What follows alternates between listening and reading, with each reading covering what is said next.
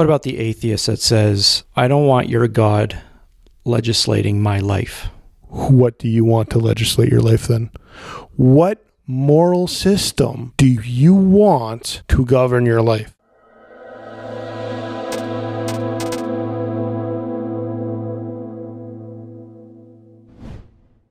Okay, so you guys are generally in agreement. Don't take away my prayer. Don't take away my worship. Don't take away my ability to be with my family. Okay, that's a pretty crystal clear line. But then should faith and politics even mix to begin with?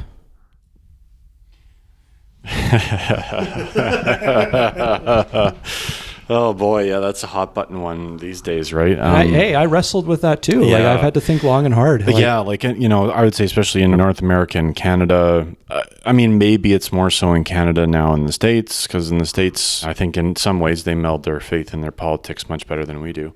But definitely here in Canada, we have this sort of culture alliance, like faith is to be kept at home, and then your politics and what you're doing with politics is the public sphere. Like there's what you could say compartmentalization of those two things, right? And that's sort of the going thing. And we've heard politicians say that. But if we draw back to our roots, right, first century church, and fast forwarding in the last few hundred years, politics and religion were together. Like your faith melded into your politics, and your politics was part of your faith. Like they were one and the same. And now that we find ourselves in a separation of those two things, I don't want to go too far into it, but I think one of those reasons, even that some believers have compartmentalized their faith from their politics, and I'm saying this in terms of believers that are politicians, that are in government, or they are an elected official, is they figure if we are talking about our faith, or we're melding our faith into our politics, we're never going to get elected, right?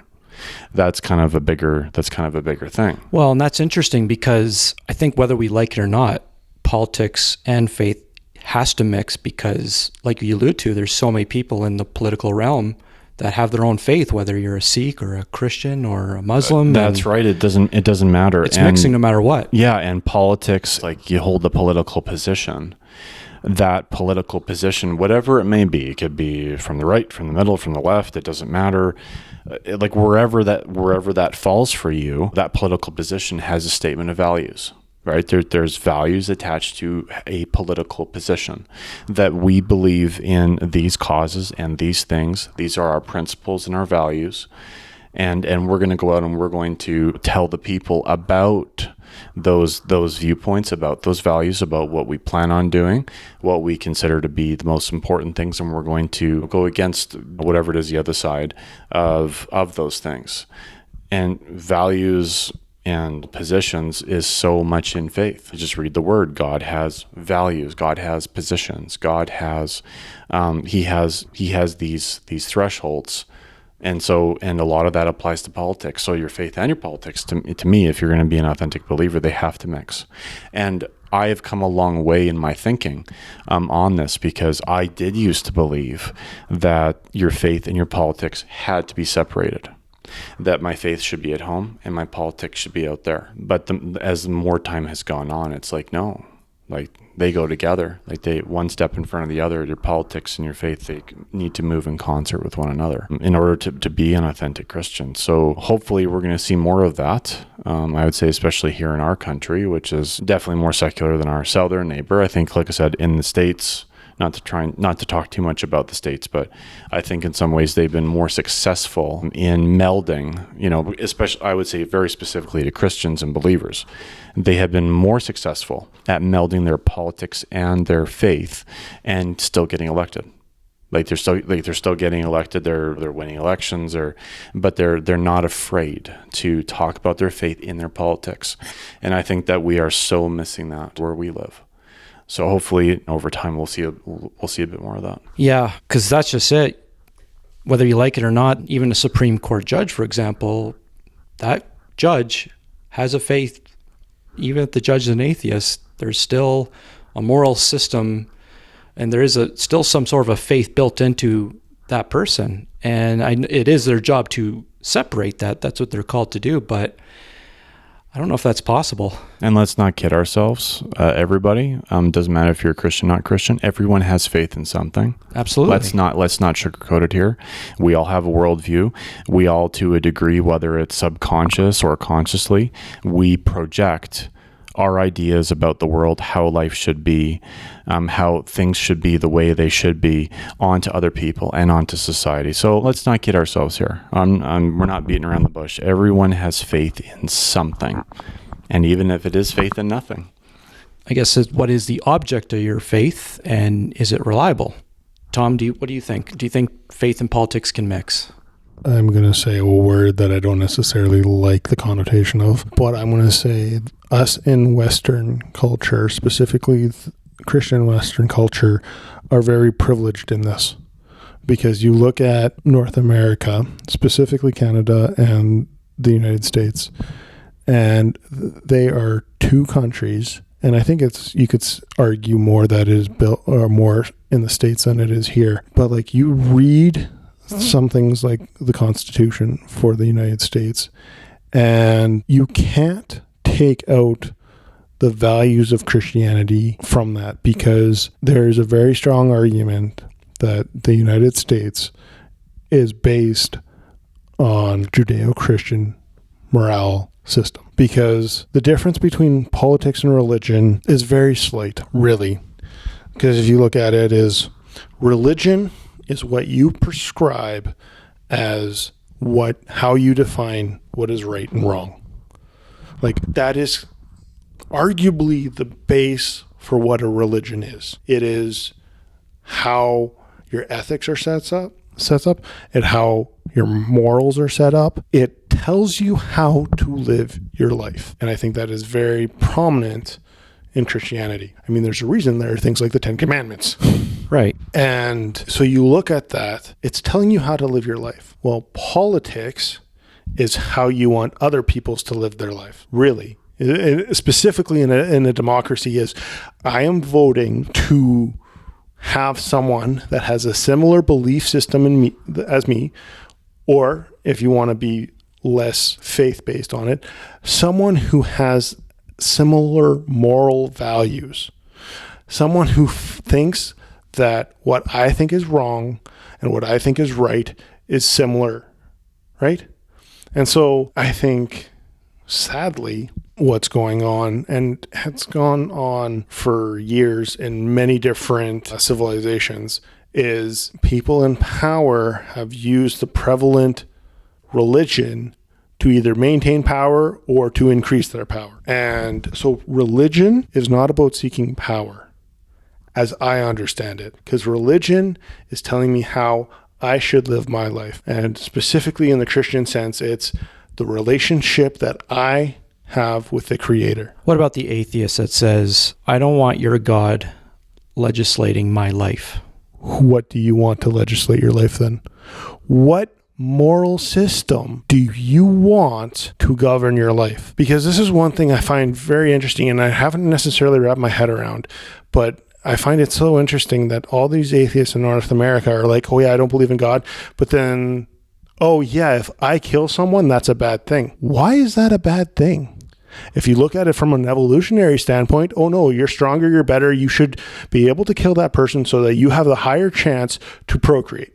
Yeah, that's what they would go with. It's like, no, like society says this is a good thing for human survival, human flourishing. How can you prove that?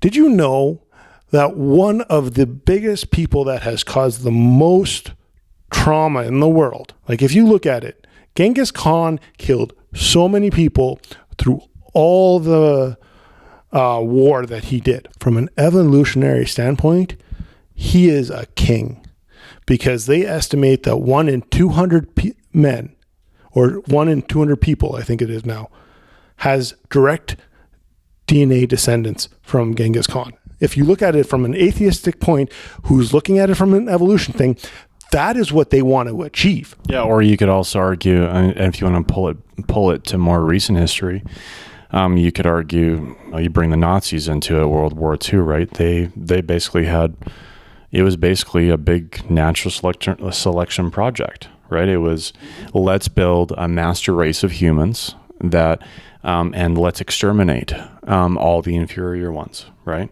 So obviously their main target, unfortunately, was the Jews in the Holocaust. But they applied that standard. The Nazis, when they would take over a country, they would apply that standard to other populations and other ethnicities as well. The Poles were determined to be also an inferior race of humans.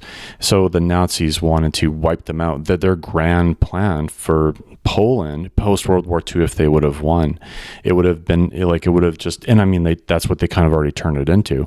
But the whole country, they wanted to basically wipe out the Poles slowly through slave labor, extermination, whatever their fancy was. And so that would be natural selection to its finest. And it's interesting that you bring that up, because there is documentation that I've recently heard about that is, I find very interesting, is that the Nazis were trying to take over Christianity within Nazi Germany. They were trying to pay off the religious leaders so that they could take over the religious arena and put it into what they wanted as their ideology. And eventually post-war, their grand plan was to fully eradicate the church after it had served its purpose. That was the eventual plan. And I think there's actually studies done that they were actually close to actually being able to do that.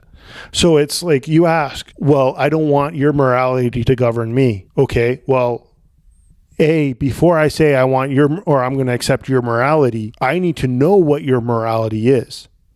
And specifically morality that is based within, like, even Europe, because Europe has had such a Christian influence. The morality is based on Christian values. And it's really interesting. And just to bring a recent example in, when because Europe has by and large become a fairly secular continent. There's still a lot of Christians there, but it's become more and more secular. Remember that Notre Dame Cathedral, it burned, right? Right. The spire burned, and the structure was very, very close to full on collapse, right? And so interesting how, by and large in France, they've abandoned a lot of Christianity, but for some reason they're concerned about this. They're concerned about this cathedral because they say it's about architecture.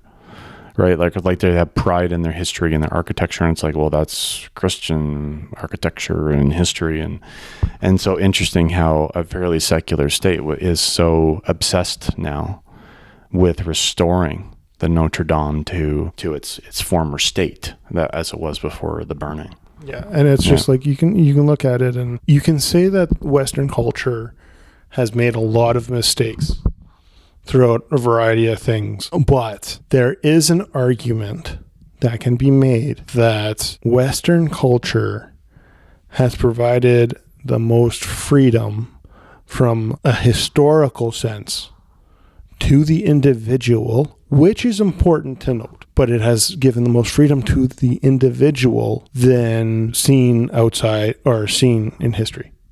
Because part of that goes with that is there's also a lot of individual responsibility that needs to go with that, which a lot of people don't necessarily like. But you kidding? That's rocket science nowadays. That's the new rocket science, personal responsibility. Well, there's a reason why Jordan Peterson is taking off and so successful with his books, because he is basically telling people to clean your room and take care of yourself. You need a PhD for that stuff, I'm telling you. Jordan Peterson, basically says, you had to go to school for 10 years to be able to clean your room and, keep your orderly house and all that. It's a lot of work. Well, and it's just like going back to the masculinity within the church, and it's just like, are we telling our young men in church to take responsibility for themselves? Not really. Like, are we challenging them to get out and be out there living life as Christ lived? Are we giving them that responsibility? Because, it comes down to values. What are our values? And I think that the values within the Christian church have slowly been eroded so that they are feel good, so that they are nice, so that we don't hurt people's feelings. Well, guess what? It's not working.